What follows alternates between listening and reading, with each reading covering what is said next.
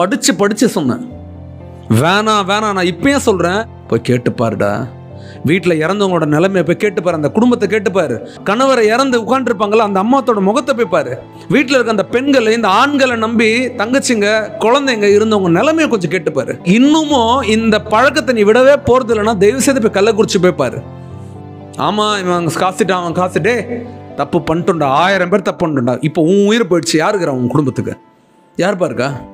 நான் பல தடவை சொல்லிட்டேன், குடிக்கிறதே தப்பு தான். இதில் சோஷியல் ட்ரிங்கரான இருக்கேன், பெரியசாக இருக்கேன், அப்படிலாம் இல்லை. குடிக்கிறதே தப்பு தான், விஷம் தான் அது. இப்போ விஷத்தை தூக்கி விஷத்தில் கலந்து கொடுத்தா அந்த விஷம் எப்படி இருக்கும்? போயிடுச்சு. ஒட்டு மொத்தமாக ஊர் சுடுகாடாயிடுச்சு. அந்த மனுஷன் சிரிச்சது, அந்த மனுஷன் பேசுனது, அந்த மனுஷன் கூட இருந்தது, எவ்வளோ ஈடு கொடுத்தாலும், எத்தனை லட்சம் கொடுத்தாலும் அந்த போன உயிர் திரும்பி வருமா? முன்னாடியே சொல்கிறேன், தொலைச்சிட்டு தேடினா கிடைக்காது, தொலையறதுக்கு முன்னாடியே காப்பாற்றிக்கும்.